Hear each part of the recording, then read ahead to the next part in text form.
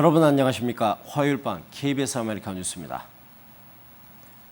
LA시 의회가 올 들어 파급력이 강한 조례안들을 연이어 통과시키고 있습니다. 최저임금 $15에 이어 이번엔 대용량 탄창 총기에 대한 휴대와 반입을 전면 금지시키는 조례안을 만장일치로 쓰긴 했는데요. 그런데 시 행정구역 내에서만 발효되는 조례안이기 때문에 실효성 논란도 있습니다. 윤범수 기자가 취재했습니다. 오늘 오전 LA 시의회 참석한 시의원 12명 전원 만장일치로 총기 규제 강화 조례안이 가결 승인됐습니다. 이에 따라 앞으로 LA 시내에서는 10발 이상의 대용량 탄창이 장착된 총기의 휴대나 반입이 전면 금지됩니다. 대용량 탄창은 이미 캘리포니아 주법으로 판매가 금지돼 있지만 시 조례안은 이미 갖고 있는 대용량 탄창 총기에 대해서도 반드시 반납 또는 처분하도록 강제하고 있습니다. 조례안 통과에 총기 규제 지지자들은 일제히 환영의 뜻을 표하고 나섰습니다. Evan might still be here today. He might still be here to dote over his brother, to love his brother, to encourage his brother about life. 75 rounds were fired off. Like my wife said, I believe 14 hit our car, 2 hit Evan. But if it had only been 10 or less, he might be here with us today. 하지만 시의회 차원의 총기 규제 강화를 반대하는 목소리도 적지 않습니다. 관할 행정구역인 LA 시내에서만 대용량 탄창 총기를 금지시키는 것이 아무 의미가 없다는 것입니다. 범죄율 감소 효과도 없고 애꿎은 단속으로 인력과 비용만 낭비하게 될 것이란 지적입니다. 15 stages expending more than 70,000 rounds over 2 days and nobody was injured. You'll find a picture of 4 magazines. They're labeled A through D. They all look the same. Can you tell me which one of these is a high-capacity ammunition feeding device and which one is not? They look the same to me. I don't think you can tell or any police officer can either. 한편으론 서부 최대 도시인 LA시의 조례안인 만큼 그 파급력이 여타 중소도시에도 미칠 것이란 전망도 있습니다. 실제 더 큰 찬반 논란이 일었던 최저임금 인상의 경우 LA시의회가 관련 조례안을 통과시킨 이후 카운티 정부가 이를 따라 같은 내용의 인상안을 승인한 바 있는 만큼 총기 규제 역시 향후 비슷한 양상을 보일 것이라는 전망도 있습니다. KBS 뉴스 윤범수입니다.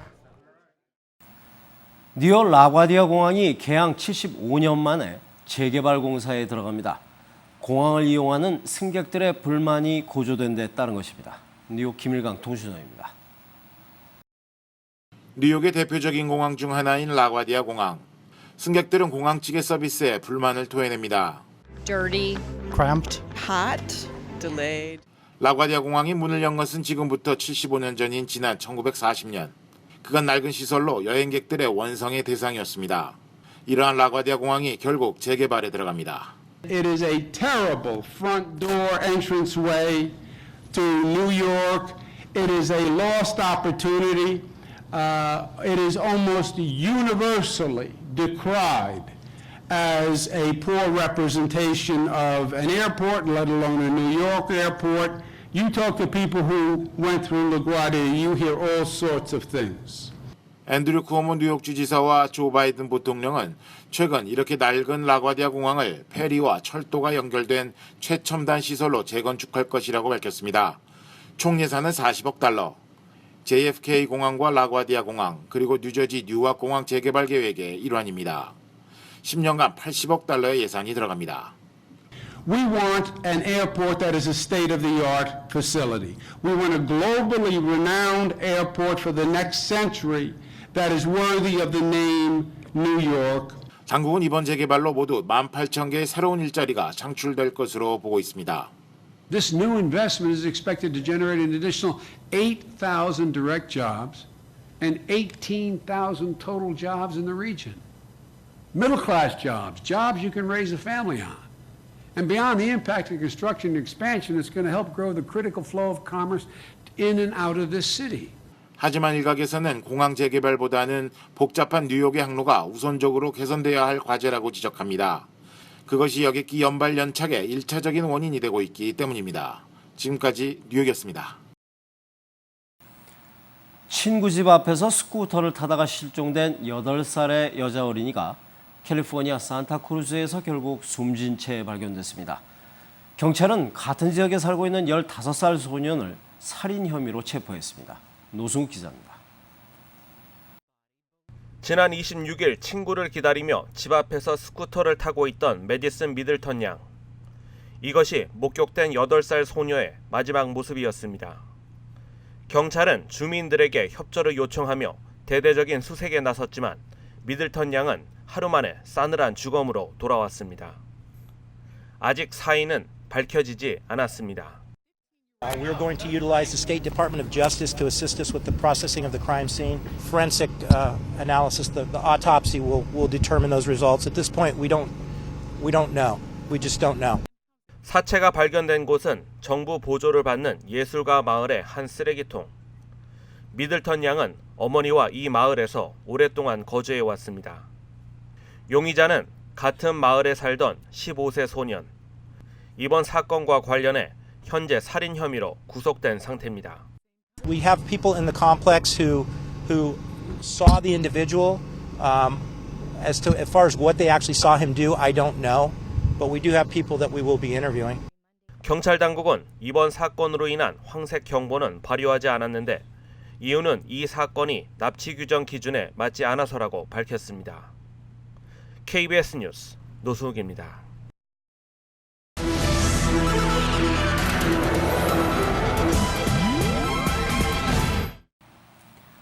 미국 하원이 일본 정부의 위안부 문제 해결을 촉구하는 결의안을 채택한 지 8년이 지났습니다. 당시 결의안 채택에 주도적인 역할을 한 의원들은 일본이 책임을 인정하고 사과할 때까지 싸움을 계속하겠다는 의지를 밝혔습니다. 워싱턴 이주환 특파원입니다. 위안부 피해자 강일출 할머니를 소재로 한 영화가 미 의회에서 상영됩니다. 영화를 지켜보던 이용수 위안부 피해 할머니와 위안부 결의안 채택에 주도적 역할을 한 마이크 혼다 하원 의원은 착잡한 표정을 감추지 못합니다. 위안부 결의안 채택 8주년 기념식에 참석한 의원들은 일본 정부를 향해 위안부 강제동원 인정과 진정한 사과를 재차 촉구했습니다.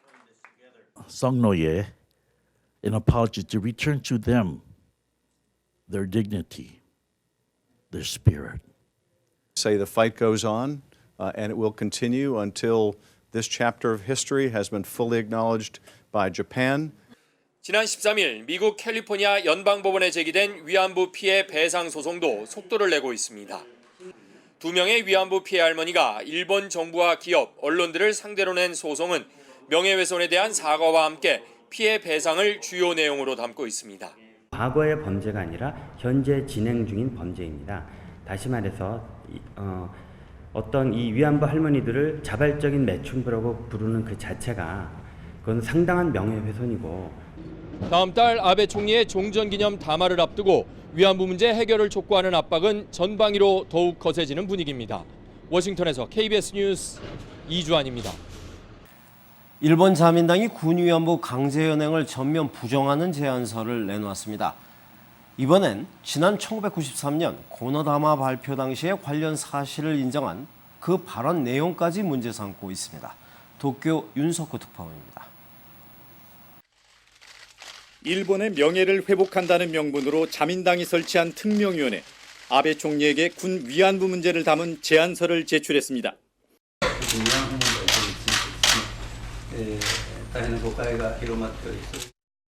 이 위원회는 제안서에서 군 위안부 강제연행 등 사실과 다른 내용이 외부로 알려져 일본의 명예가 크게 손상됐다고 주장했습니다. 한 발 더 나아가 1993년 고노다마 발표 당시 기자회견 발언을 문제 삼으며 강제연행 사실 자체를 부정하고 나섰습니다. 그러나 당사자인 고노 전 관방장관은 강제연행 사례뿐 아니라 군 위안부 모집의 강제성이 명확하다는 입장을 거듭 밝혔습니다. 本人の意思に反して集められ、管理をされた。これはもう明らかに強制性があったと。 일본 역사학계도 자민당이 극히 단편적인 내용에 집착해 분명한 역사적 사실을 의도적으로 부정하고 있다고 비판했습니다. 日本軍の関与した慰安婦強制連行という事実が存在したことはですね、様々な他の資料によって、他の証言によって確認されている。 우리 정부는 이미 공인된 역사의 진실을 왜곡하려는 시도는 국제사회의 큰 반발에 직면하게 될 것이라고 경고했습니다. 자민당의 이번 제안서는 군 위안부 문제에 관해 국내외에서 적극적인 홍보를 강조해온 아베 정부의 역사인식과 맥을 같이 하고 있습니다. 도쿄에서 KBS 뉴스 윤석구입니다. 삼성과 LG, 모토로라처럼 구글의 안드로이드를 운영체제로 쓰고 있는 스마트폰은 사용자가 가만히 있어도 해킹을 당할 수 있다는 경고가 나왔습니다. 문자 메시지를 받는 것만으로도 악성 코드에 감염될 수 있다 하는 얘기입니다. 워싱턴 박유한 특파원입니다. 문자 메시지를 열지 않아도, 첨부 파일을 클릭하지 않아도 동영상이 첨부된 문자 메시지를 받는 것만으로 해킹을 당할 수 있다. 미국의 한 보안업체가 구글의 안드로이드를 운영체제로 쓰는 스마트폰에서 최악의 취약점이 발견됐다고 경고했습니다. 안드로이드에는 문자 메시지에 첨부된 영상을 사용자가 보기 전에 미리 다운로드하는 기능이 있는데 해커가 이 영상에 악성 코드를 심어 스마트폰을 감염시킬 수 있다는 얘기입니다. 이렇게 되면 사용자는 전혀 알지 못한 채 해커가 마음대로 스마트폰을 조정할 수 있습니다. 전 세계에서 최근 5년간 생산된 스마트폰 9억 5천만 대가 이런 위험에 처해 있다고 보안업체는 밝혔습니다. 이 보안업체는 지난 4월에 이미 이 취약점을 구글에 알렸고 구글은 대책을 마련해 삼성과 LG, 모토로라 등에 보냈다고 밝혔습니다. 하지만 사용자들이 보안을 강화하는 업그레이드를 하려면 아직 시간이 꽤 필요합니다.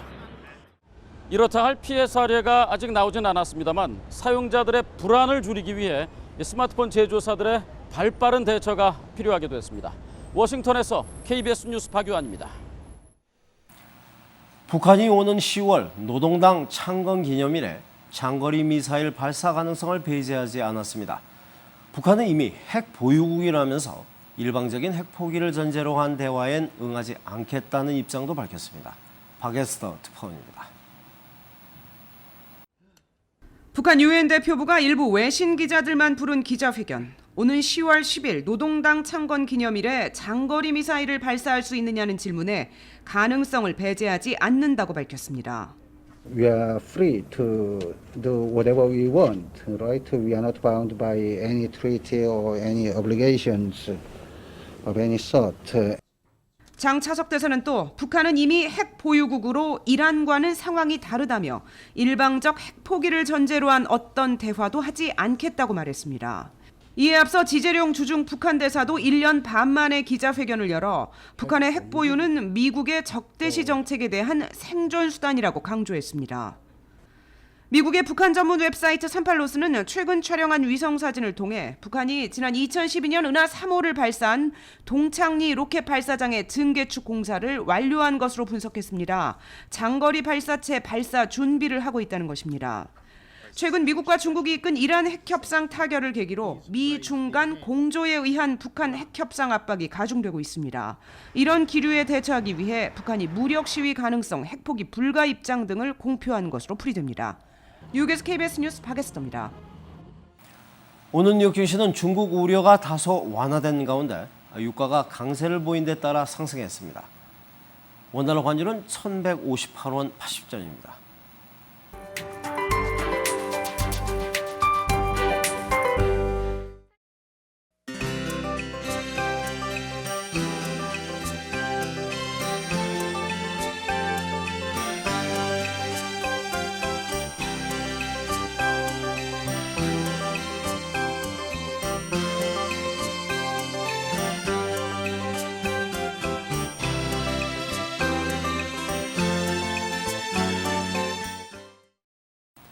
화요일 밤 KBS 아메리칸 뉴스를 마칩니다. 시청해주신 여러분 고맙습니다.